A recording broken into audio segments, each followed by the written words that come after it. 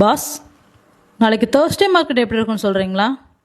நம்ம காலையில் சொல்லியிருந்தோம் 23,200 நமக்கு ஒரு பாட்டம் லெவலாகவும் 23,250 நமக்கு ஒரு டாப் லெவலாக இருக்கும் சொல்லியிருந்தோம். நம்ம சொன்ன மாதிரி மார்க்கெட் ஓப்பன் ஆகிறப்ப 23,192 மார்க்கெட் ஓப்பன் ஆச்சு. 23,250 வரைக்கும் ஒரு ஸ்பைக் போயிட்டு 23,200 250 மார்க்கெட் ரேஞ்ச் பவுண்டா இருந்தது.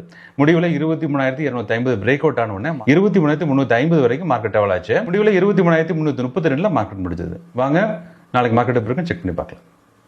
இன்னைக்கு காலையில் 23,200 call and put option load பண்ணிட்டு ஜஸ்ட் ஃபெச் ஃபுல் சார்ட் கொடுத்துறோம். இப்போ ஃபெச் ஃபுல் சார்ட் கொடுத்து எஸ்டிஆர் செக் பண்ணி பாருங்களேன். நமக்கு எந்த லைன் ஜீரோக்கு மேலே இருக்கோ நம்ம அதை பை பண்ணணும்.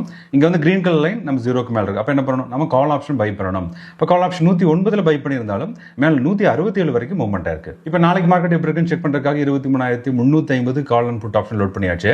ஜஸ்ட் ஃபெச் ஃபுல் சார்ட் கொடுத்ததுக்கப்புறம் எம்எஸ்சி செக் பண்ணி பார்க்குறோம். இப்போ எம்எஸ்சி செக் பண்ணி பாருங்களேன். நம்ம 23,350 கால் ஆப்ஷன் வரைக்கும் செல்லிங் இருக்கு. நம்ம புட் சைட் ஃபுல்லாக பையிங் வச்சிருக்காங்க. இதுல குறிப்பா 23,350 புட் ஆப்ஷன்ல ஹியூஜா பையிங் இருக்கு. அதே மாதிரி 23,450 கால் ஆப்ஷன்ல ஹியூஜா செல்லிங் வச்சிருக்காங்க. இப்போ நம்ம எம்எஸ்சி செக் பண்ணி பார்த்ததுல 23,250 நமக்கு ஒரு பாட்டம் லெவலாகவும் 23,300 நமக்கு ஒரு டாப் லெவலாகவும் இருக்கு. இந்த ரெண்டு லெவலில் ஏதோ ஒரு லெவல் பிரேக் அவுட் ஆகிற பட்சத்தில் நமக்கு ஒரு ஹை ஆசிலேஷன் இருக்கிற மாதிரி தெரியுது. இது குறிப்பா புட் சைட்ல நமக்கு ஒரு மூவ்மெண்ட் இருக்கிற மாதிரி இருக்கு.